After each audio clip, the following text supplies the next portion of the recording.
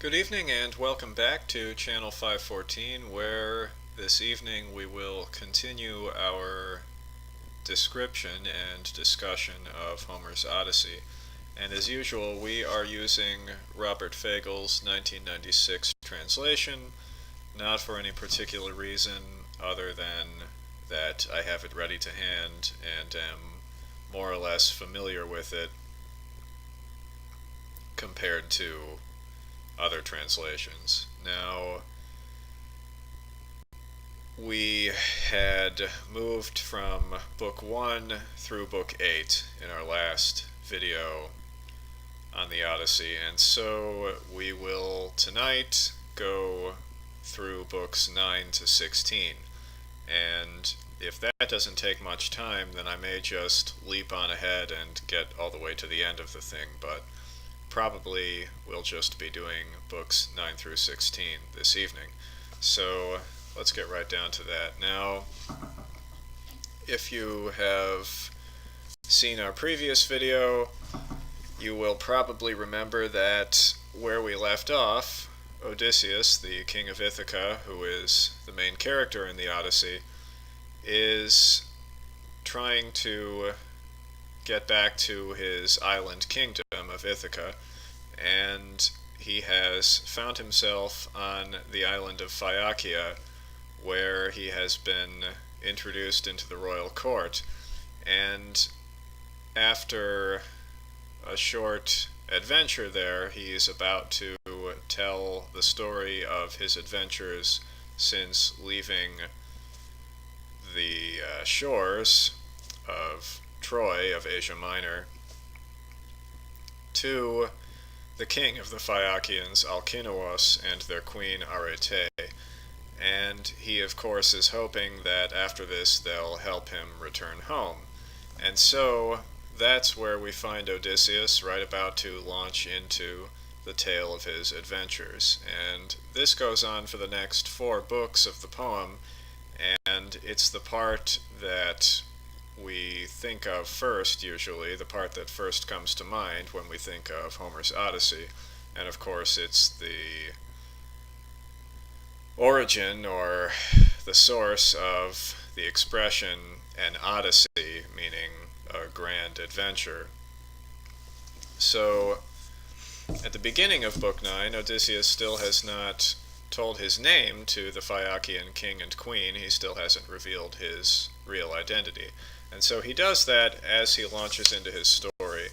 And so we now turn back the clock about 9 years to the time when Odysseus and the other Achaean chieftains were leaving the shores of Asia Minor to return home, having finally taken and destroyed the city of Troy. Now, the first series of adventures have to do with strange peoples that Odysseus and his men encounter. So, there are 3 of these, and not too long after there is one more, but it has actually been a little over 10 years, probably 11 years, since I actually read the Odyssey from cover to cover, and so probably I read it twice about that time, once on my own and then once sometime later in a class, but I'll be following along in the book as best I can, trying to make sure that I don't get things out of order. But in any case, the first of these strange peoples that Odysseus and his men encounter are actually, from what we can tell here, not very strange at all. They just happen to be living along the route that the Ithacans are taking. And these people are called the Cicones. And so Odysseus and his men raid the territory of the Cicones in order to get supplies and valuables. And so they spend some time doing this. They spend some time plundering and sort of waste their time, actually, against Odysseus' advice. And so this gives the Cicones time to rally and attack the Ithacans. And so Odysseus insists that he, as it says here, urged them to cut and run, set sail, but would they listen? Not those mutinous fools. So the king urged his people, his faithful followers who are on their way home with him, against spending too much time in this strange land, because probably the locals will be able to mount a counterattack if they spend too much time there.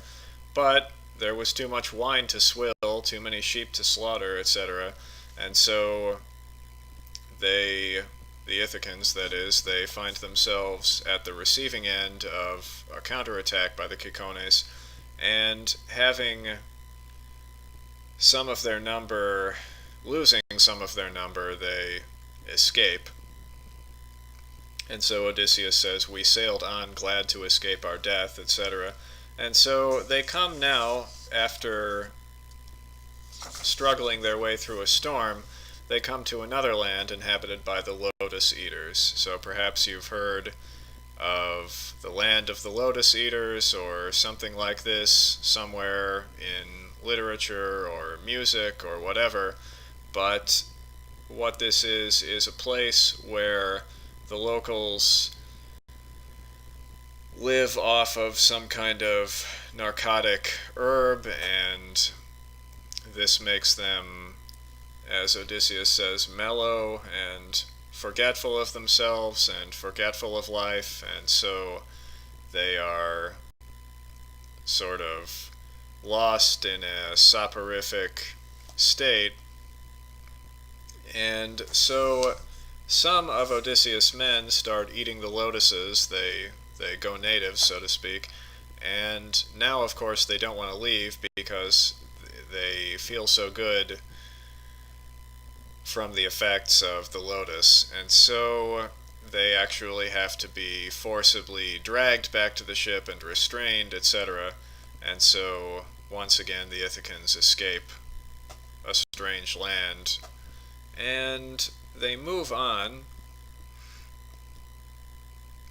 to a place which is sometimes identified with Sicily, which is inhabited by the Cyclopes, the Cyclops, and these are imagined here as one-eyed giants, and as a folk who live very primitively and half brutishly, although of course they're pastoralists and they herd animals and make cheese and all kinds of things, but they are somewhat primitive. Anyway, the word Cyclops, it means the wheel-eyed because they have a round eye in their forehead that looks like a wagon wheel, I guess, and so that's the meaning of that word, literally.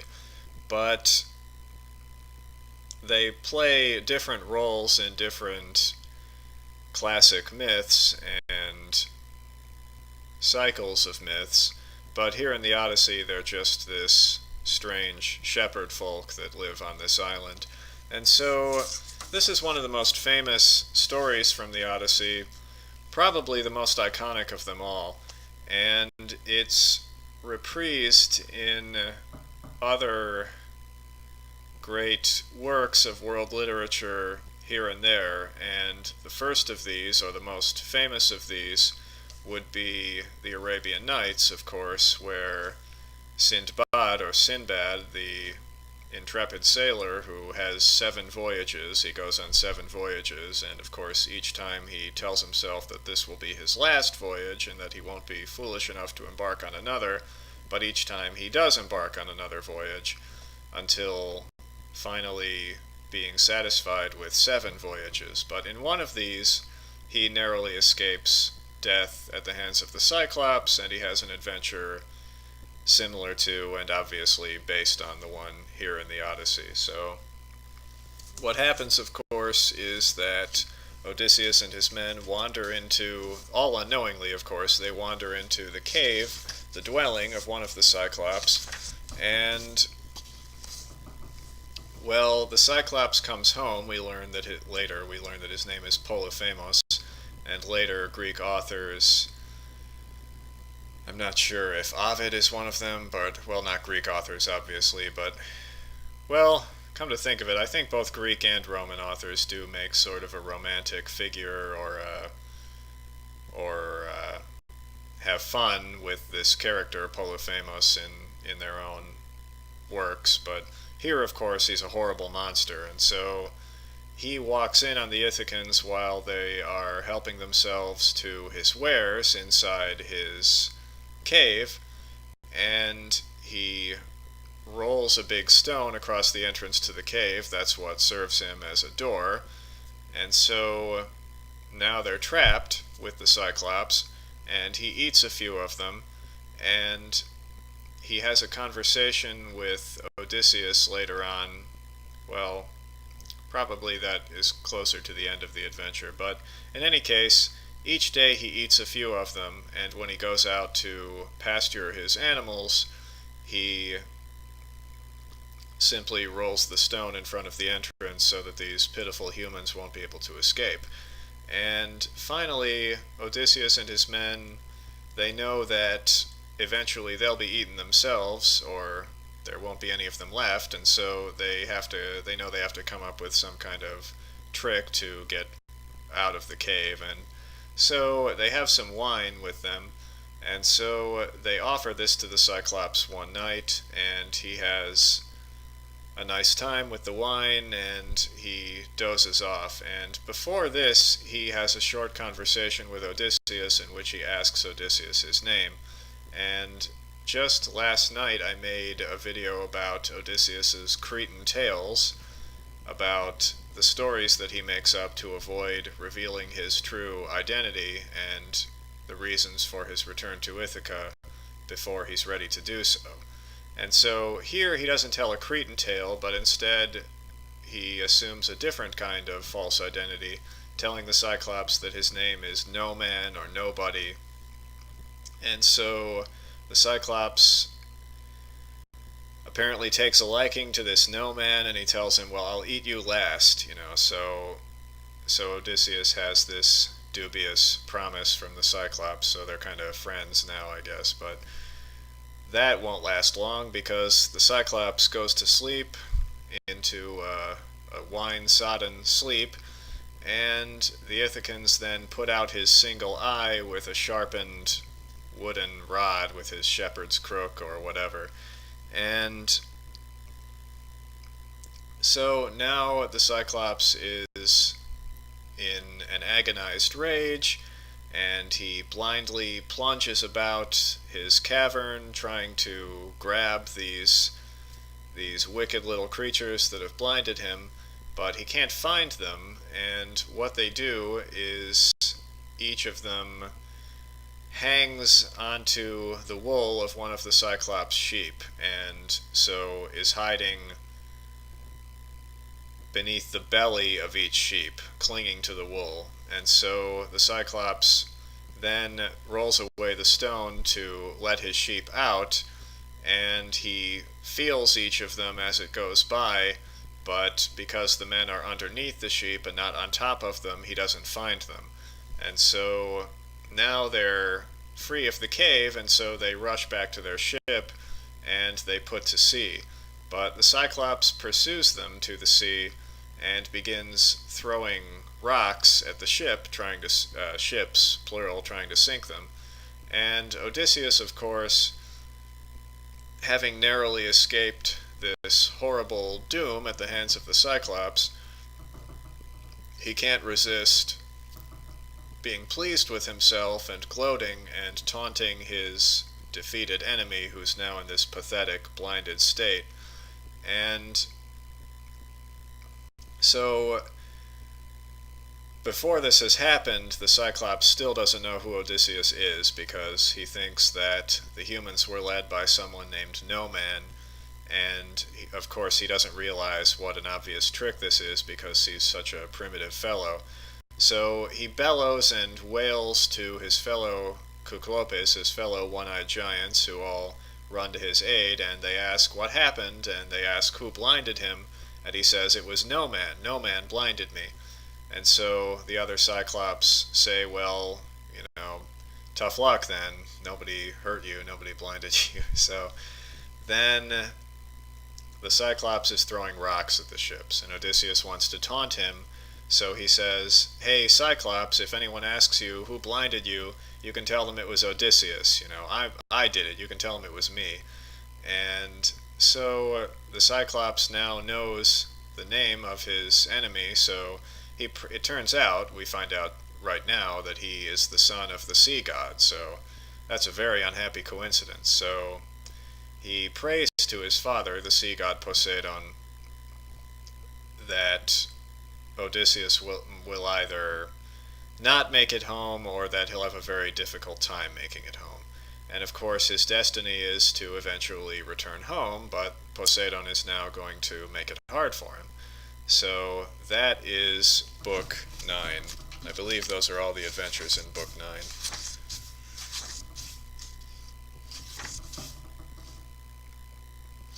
Okay. So now, the next island they reach, according to the beginning of Book 10, is the home of Aeolus, Hippotas' son, beloved by the gods who never die. A great floating island it was, and round it all huge ramparts rise of indestructible bronze, and sheer rock cliffs shoot up from sea to sky. Now, there's a tradition in Greek lore and mythology that the four winds, or canonically there are four of them, I'm not sure if Homer says that, but the winds are gods. They're intelligent or living beings, and they are confined, when they are not blowing, to a cave on an island where their guardian, Aeolus, keeps watch over them, keeps custody over them. And when one of them is needed or is sent for by the gods, this guardian releases that wind, whether it be north, south, east, west, or whatever, and that wind blows until it finally returns to the place of its confinement.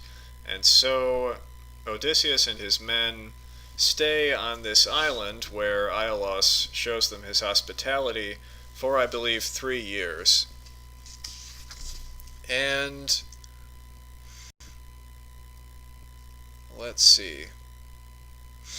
Yeah, there we are. So finally they're about to leave, and Aeolus wants to do Odysseus a favor, and so he gives him a bag containing all the winds, and tells him that the winds are in here, so you just don't let them out, and you'll get home just fine.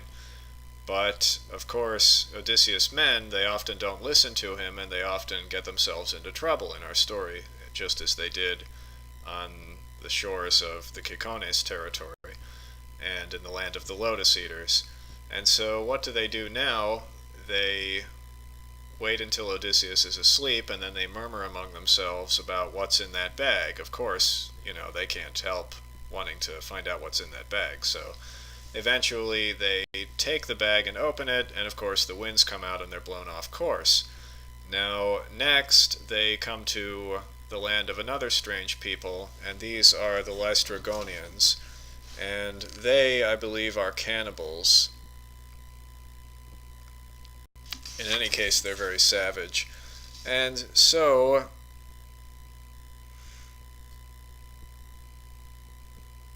let's see now.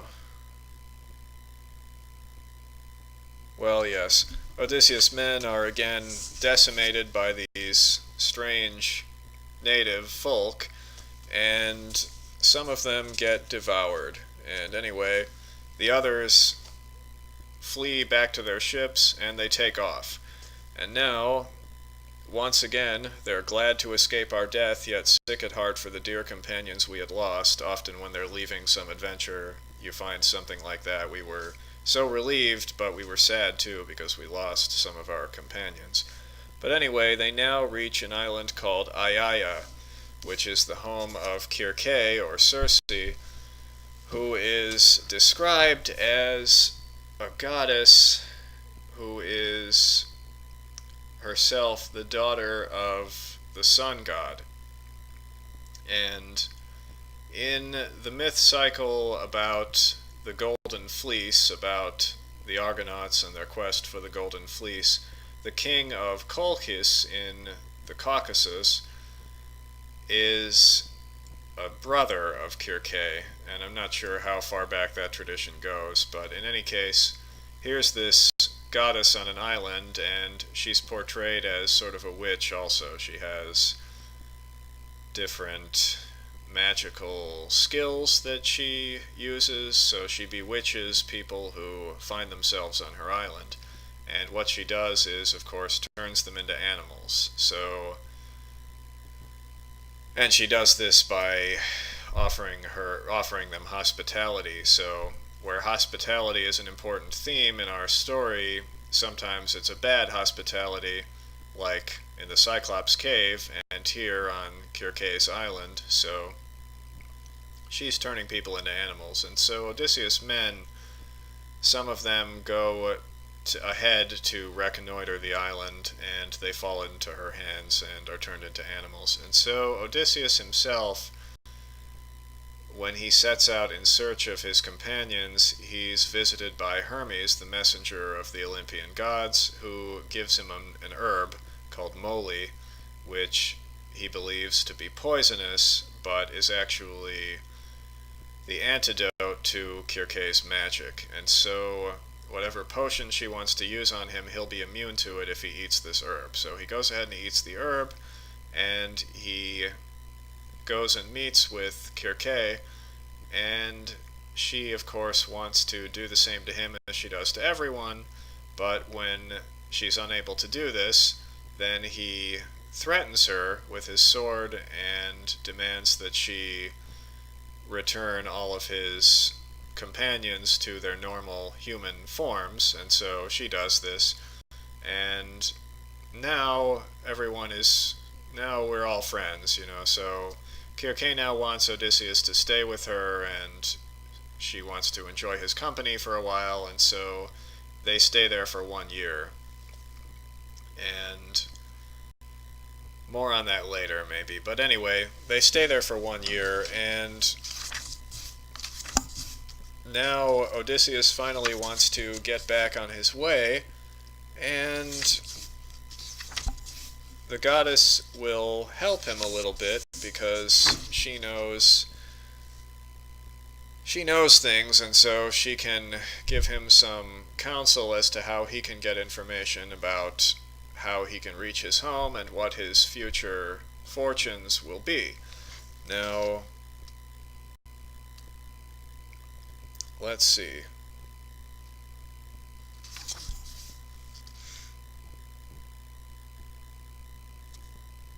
Well, she tells him that what he's going to have to do is go on what is called in Greek tradition a nequia, a journey to the underworld. So he's going to have to meet with the shades of the dead, and one of them, Tiresias, the seer from the city of Thebes, who figures largely in the myth cycles involving the city of Thebes, which is, of course, a city-state in Boeotia in central Greece. This man, Tiresias, can give Odysseus information that will help him and will tell him pretty much what his whole future life will entail. And so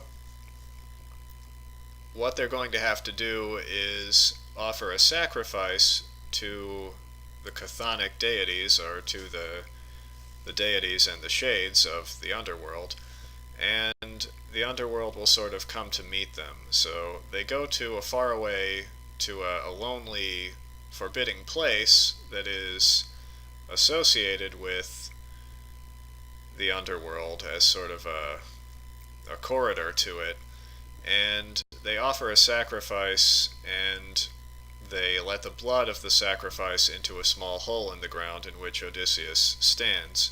In fact, I believe he kills the animal while standing in the hole, and so the animal's blood then fills up the hole.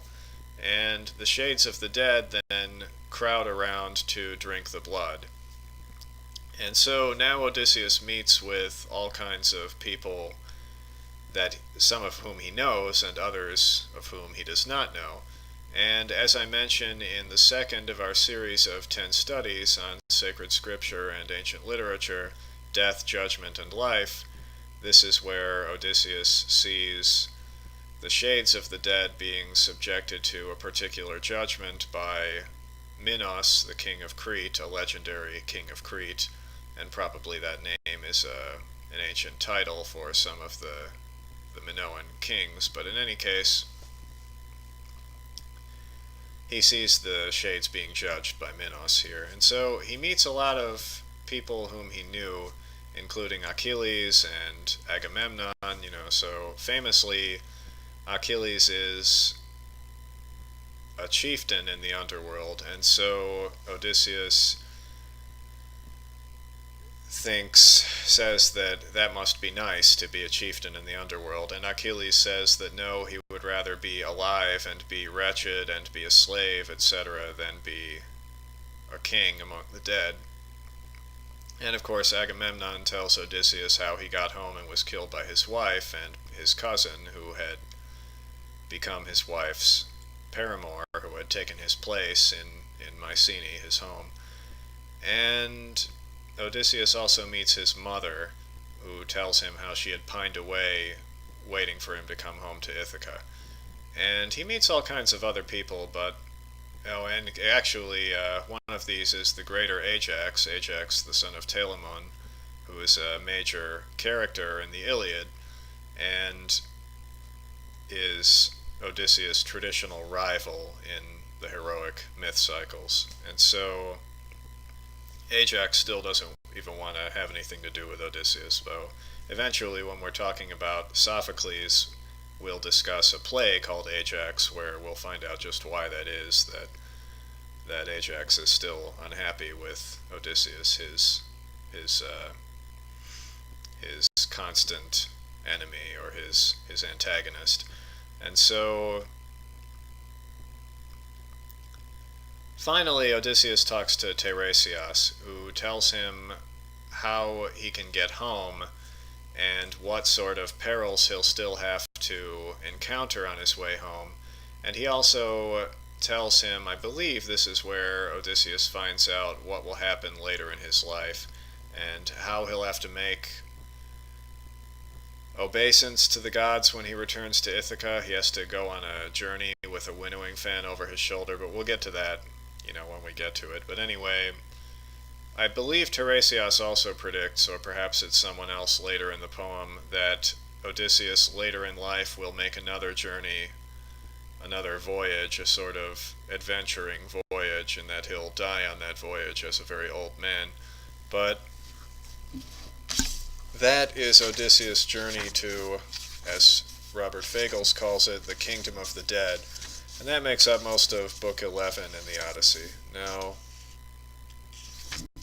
let's see. Finally, Book 12, we're nearing the end of our adventures here. And one of these last adventures, let's see, I forgot to mention that one of Odysseus' men actually falls off the roof of Circe's palace. This man Elpenor, he drunkenly falls to his death while sleeping up on the roof, and Odysseus meets his shade in the underworld too, so that for some reason is a popular favorite part in this episode with the shades of the dead. But anyway, we're going on now to some of these last adventures. Now, one of these is the passage through the Straits of Messina. And I'm not sure it says the Straits of Messina here, but that is traditionally where this is supposed to have been. Now, on one side of the straits, of course, these are between Italy and Sicily, with Messana or Messina on the Sicilian side and Rhegion or Reggio, modern Reggio, on the Italian side. And so on one side is the monster Scylla, who is imagined as looking like a monstrous woman with the bodies of 6 dogs coming out from her waist. So from the waist down, she's a pack of 6 ravening dogs. And so on the other side is Charybdis, which is sometimes imagined as a monster that sucks in the ocean at certain times of day, or sucks in the seawater and any ships that are trying to pass through. And at other times it's simply described as a whirlpool that whirls at three times out of the day. And so you have to steer between the Scylla and Charybdis. So that's one of those things like a many-headed hydra, or an Augean stable, or a Procrustean bed, or a siren song, or a golden bow, or a horn of plenty, or in this case a Scylla and Charybdis. This is one of these expressions that we get from Greek mythology, and of course what it means is to go between one monster and another. So you've got something bad on one side and something bad on the other side. And in some accounts, or in some stories in which the main characters encounter this peril, there's a sense that Scylla is not as bad, because a woman with 6 dogs making up the lower part of her body is only going to eat 6 of you, 6 of your companions. Hopefully you won't be one of them yourself, and the whirlpool, on the other hand, is just going to suck down the whole ship. So maybe you want to lean more to one side or the other. But really, when we use this expression, we kind of mean two things that are equally bad. But in any case, Odysseus and his companions, they lean toward the Scylla side, so Scylla comes down onto the deck of the ship and drags off 6 of Odysseus' men to devour them.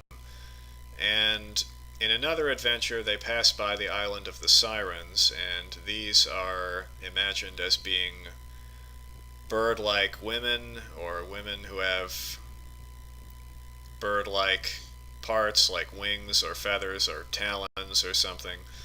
And they sing when people pass by in a ship, and they try to entice them into jumping overboard and perishing on the rocks that surround the Sirens' island. And so Odysseus himself wants to hear the siren song because it's so legendary for its beauty, but he doesn't want his men to hear it because then they're all doomed. And so he has them, of course, plug their ears with wax, and he has them lash him to the mast so that he can hear and he won't be able to jump overboard. And so, and of course, with their ears plugged, they won't be able to hear him begging them to let him jump overboard. And so they sail on by, and Odysseus is entranced by the song of the Sirens, and he, of course, begs to be freed so that he can jump overboard. But they can't hear him, so everybody's okay. So everybody gets through that one okay. I don't think any of his men take the wax out and jump overboard or anything like that. Now, I believe their last adventure is on the island where the sun god lives, and in Homer, I believe, the sun god, this particular sun god, is called Hyperion, and in some accounts, Hyperion is one of the Titans, one of this primordial race of gods who are themselves the ancestors of the Olympians, and his children are the god of the sun and the goddess of the dawn, rosy-fingered Dawn in Homer, and a moon goddess, Selene. And of course, in some accounts, the sun is Apollo and the moon is Artemis or Diana, etc. But here we have Hyperion, and he has these amazing cattle that everybody wants, and so it's forbidden for any humans to touch his cattle. And this adventure, of course, is mentioned right at the beginning of our poem in the invocation to the Muse. So let me see if I can reprise that part right at the beginning of the poem. Let's see. There we are. The recklessness of their own ways destroyed them all, Odysseus' men, that is. the blind fools, they devoured the cattle of the sun, and the sun god wiped from sight the day of their return. So, of course, you can guess what happens here. Odysseus' men can't resist slaughtering some of the sun god's cattle because they're so hungry, etc. So this does not go unpunished, and so when they set sail again, they're wrecked in another storm. And so Odysseus himself is the only survivor, and he washes ashore on the island of Ogygia, where the goddess Calypso, a kind of island nymph, rescues him and wants him to stay with her forever and, I guess, be immortal with her. We discussed that in our video previous to this one, where we talked about books 1 through 8, but that is kind of where our story meets Odysseus for the first time, when he's on this island wishing that he could make one last attempt to get home. And of course we know that he does, and gets wrecked and ends up on the island of Phaeacia, where he is right now, telling his story, the story of his adventures, to the king of that island. So now he's come to the end of his story, and the king and queen and everybody are very sympathetic, and they just want to help Odysseus get home. And so they do that. They put him on board a ship with some of the young nobles of the island, and with all kinds of gifts, all kinds of lavish treasures. And they sail to Ithaca, and Odysseus is put to sleep by one of the gods as he's on this trip. And so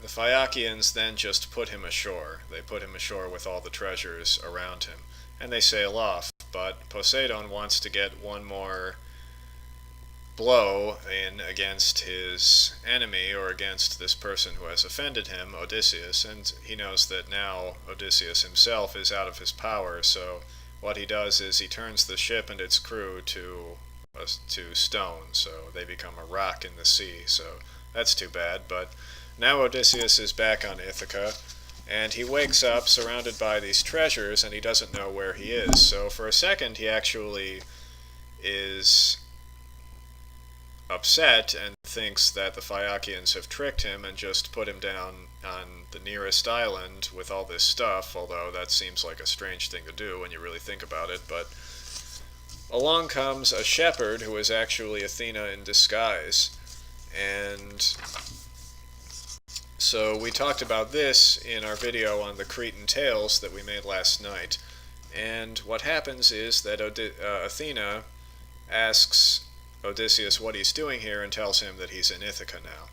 And so Odysseus is happy that he's finally home, but he doesn't want to reveal that he's home, because he knows that things are not as they should be there, and so he wants to have time to make a plan and put it into action. So instead he tells a story about some adventures that no one has had so far in this story. But anyway, he says that he's from Crete, and that he's done this and done that, and now here he is on Ithaca. And Athena is pleased with him, and so she gets a kick out of how he's too clever to spill the real story of his adventures, or to let some shepherd know what's really going on here. And so she then reveals who she really is, and she and Odysseus kind of banter for a little while. And so then what Athena does is she disguises Odysseus as a sort of beggar, as an old itinerant man who is ragged and haggard and in need of alms. And so now no one is going to try to kill him to prevent him from reconquering the island. And so Athena then urges him to proceed carefully and think how to lay your hands on all those brazen suitors, as she puts it.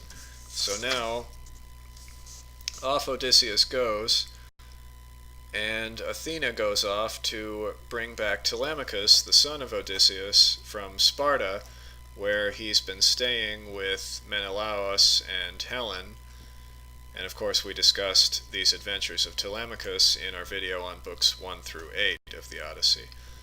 And so now Telemachus is going to be on his way home, and Odysseus is home. So that was book 13 that we just discussed, which Fagles calls Ithaca at last. And so now we've got books 14 through 24 still to go. So for the last 12 books, almost everything's happening right there on the little island of Ithaca. So while the adventures of Odysseus and his wanderings and the vagaries of life and his troubles at sea and all of that are, of course, a very important part of this poem, we can now see that half of the whole thing is about what's going on in this small island community. So everything that we're going to see here about right order in a community and family and hospitality and disguise and the problem of the suitors and the problems of the herdsmen and the domestic servants and the people of the island in general and the families of the suitors and all of that, even some animals, in fact, and beggars, all of that is going to be as important as everything we read about up till now with all of these wonderful adventures at sea. So the Odyssey is not all about Cyclops and Sirens, although that stuff is all great and it's important in our story too. But anyway, I've made that point before in this series, and so rather than belabor it too much more, I'll just move on. Now, Book 14 is called by Fagles the Loyal Swineherd, and the reason for that is that here we meet Eumaeus, the loyal man who is in charge of Odysseus' pigs. So the king has a herd of pigs, and this guy's in charge of them. And later we'll meet other herdsmen. We'll meet a cow herd named Philoetios, and a wicked goat herd who's on the side of the suitors, and his name is Melanthios. So we've got 2 good herdsmen and 1 bad herdsman, and that'll be pretty important as we move along. But so Odysseus goes, disguised as a beggar, to Eumaeus' house, and he's set upon by barking dogs, but Eumaeus comes out and calls off the dogs. But in any case, he talks to this stranger and tells him that he's come to a place, he's come to a sad place, Eumaeus says, as if the gods had never given me blows and groans aplenty. Here I sit, my heart aching, broken for him. So we see 2 things here. One, that this swineherd is loyal, that he's a good retainer to his king, and he's a good herdsman, and a good citizen of Ithaca because he's not palling around with these bad guys, the suitors. But also we see that he, this points to another important thing, which is that things are bad on the island with the suitors lording it over everybody because they're making this man's life unhappy. So anyway, Eumaeus plays host to the stranger, and so there's some more hospitality going on in our story. But he then tells the stranger about what's going on the island and how the suitors have taken over. The king's been away for a long time, and the suitors are sort of devouring all the herds and drinking all the wine and sort of ravaging the island, and pretty soon it's all just going to be picked clean because they've descended on it like locusts, etc. So now Odysseus then asks, have you had any news, basically, of your king? And no, they haven't. So we move on, and Odysseus tries to encourage his herdsmen to have hope that his king will come back, and of course we know, what's really going on here. So, and we find out that the herdsman really wants that to happen, but he doesn't think it's going to happen. So now, of course, Odysseus tells another Cretan tale. He tells the herdsman another story about who he is and where he comes from, and it's another guy from Crete that he's pretending to be, and he's had this time even more impressive adventures than he described to Athena. So he describes fighting at Troy and killing the son of the king of Crete, etc. But let's see, going to Egypt and all kinds of stuff. Now, it's a long one, actually. That's why I didn't pick it to read in that last video. But now, so they commiserate and they have a nice time, but eventually night comes on and they turn in for the night. And now, book 15, Fagles calls the prince sets sail for home. So what happens here is that Athena returns to Telemachus, who is staying at Sparta, and urges him to go home. And she tells him that this guy Eurymachus, one of the two leaders of the suitors, is about to have his way and finally get to marry Penelope, Odysseus' wife, and Telemachus' mother. And Eurymachus will take time to mention that here.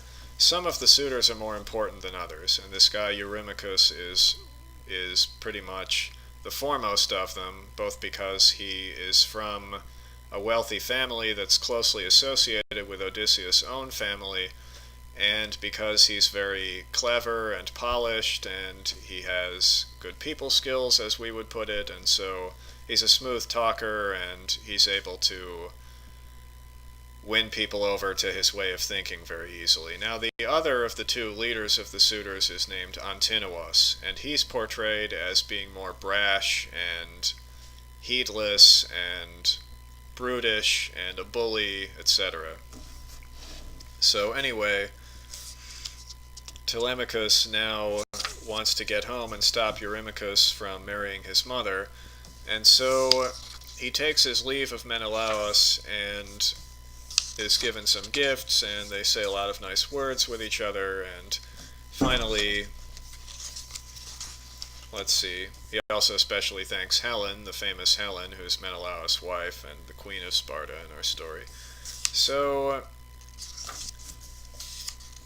finally they get on their way, and as they're on their way, we cut back to what's happening in Ithaca, and Eumaeus, the swineherd, he now tells his guest, Odysseus, disguised as a beggar, his own life story. So we find out that Eumaeus was an elite citizen on an island somewhere, I forget where, I won't take the time to chase that down, but that he had been sold into slavery by his wicked nursemaid, by his governess, so to speak, and I believe she had been Phoenician, and so she sold him to some Phoenician sailors, some merchants, and they sold him as a slave, and by he ends up in Ithaca, where he eventually becomes a swineherd, and so he's been making his living that way ever since. And so he also mentions that Odysseus' mother has died,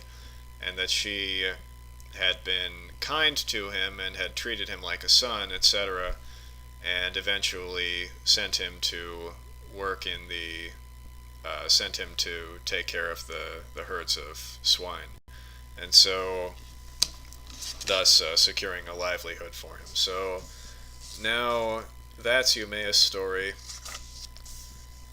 in brief, and let's see. He calls his home island Suriae, so, and he says it's off above Ortygia, but anyway. Anyway, Telemachus is on his way home, and the suitors get together because when he was on his way out, they had wanted to ambush and kill him, but they had been unable to do so. So now they discuss whether they want to give it another try. And one of them, a guy named Amphinomus, I believe, he dissuades them from this. Let me see if I can find that. That might be in the next book, actually. Yeah, I'm pretty sure it is. Well, anyway, I think we'll get there at the end of Book 16. Book 16 is called by Fagles Father and Son, because in this one, Telemachus, getting back to the island, he pays a visit to Eumaeus, and so he meets the stranger there, and they talk about how bad things are on Ithaca, etc. And the stranger, just like he did with the swineherd, he tries to get Telemachus to believe that his father might return. And Telemachus, of course, he's traveled around now. He's been to Pylos, he's been to Sparta, and he was asking all these guys who would know, if anyone would, if what's going on with his father, but nobody knows. So he thinks it's hopeless, but Odysseus finally reveals who he is, and Athena causes his disguise to drop off so that his son can see who he really is. And so after that, of course, she disguises him again so he looks like a beggar again. But here, just so everybody knows, it might be that he shows his son and the herdsman at the same time. I'm not really sure about that, but anyway, now father and son are back together, and they're going to plan their reconquest of the island together, and so that's a major element in the plot of the rest of the epic. But in any case, that is the big thing that happens in Book 16. Now, there's also the meeting of the suitors in which they discuss what to try to do about Telemachus, but one of them, Antinous, he harangues the suitors. Of course, as I mentioned, Antinous is very brash and violent and a bully, and so he wants them to get rid of Telemachus right now. And so he says, "So act, before he can gather his people in assembly. He'll never give in an inch, I know. He'll rise and rage away, shouting out to them all how we schemed his sudden death, but never caught him. Hearing of our foul play, they'll hardly sing our praises. Why, they might do us damage, run us off our lands, etc., etc. Strike first, I say, and kill him, etc. There's my plan. If you find it offensive, gather here no more then, living the life of kings, etc." So he finishes this speech by saying that if we leave, if the suitors all go home, then we'll have to court Penelope from home, so we'll have to send her gifts, and we can't just stay here living the sweet life and living off of her wealth. So isn't that better that we stay here? So that's Antinous' plan, but this guy Amphinomus, who is the chief of the suitors from the land of Dulichion, which I believe is a nearby island. Let me see if I can look at the map here really fast. I can't remember if Dulichion is an island or if it's on the mainland. It is an island, okay, so, and of course it's off the sort of the west central shore of the Greek mainland. And so he, according to Homer, is the man who pleased Penelope the most, thanks to his timely words and good clear sense. So besides being one of these bad guys, the suitors, he's not all that bad a fellow, and she at least doesn't mind him on principle. But of course she's putting off all the suitors. Now, Amphinomus doesn't want to hatch this plan to kill Telemachus, so he says, "Wait, sound out the will of the gods, that first, because it's a terrible thing to shed the blood of kings," he says. "If the decrees of mighty Zeus commend the work, I'll kill the prince myself, and spur on all the rest. If the gods are against it, then I say hold back." So he wants them to take the omens and see what the gods apparently want them to do. But anyway, Penelope then an inspiration took the discreet Penelope, according to Homer. So she kind of she knows through her herald, a character called Medon, another of the loyal Ithacans, that the suitors want to kill her son, so she reproaches them with this, and Eurymachus, the smooth talker, one of the leaders of the suitors, he insists that they don't have any plan like that, and of course, we would never do that, and so he tries to assuage her fears, but anyway, let's see. Now we find out as Book 16 ends that Eumaeus has gone to town and gotten a look at what's happening there, and so he sees some men waiting in ambush, and let's see.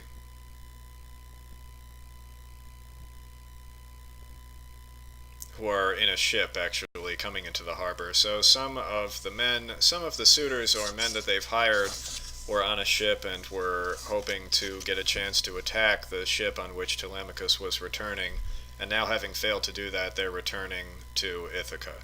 So that is where we are at the end of Book 16, and in the remaining books we'll see how Odysseus reconquers his island kingdom, and that's where we're at. So I hope that this has been worthwhile for you. I know it got to be kind of long, but anyway, I don't see too many good ways around this, because I do want to cover Homer in our series exploring ancient literature, and I don't want to make hours-long videos, and I don't want to make, 25 videos about each book of the poem. So 24 it would be for each, the Iliad and the Odyssey. But anyway, there we are. So thanks again, and I'll be seeing you soon. So have a great rest of the week, and God bless, and thanks again.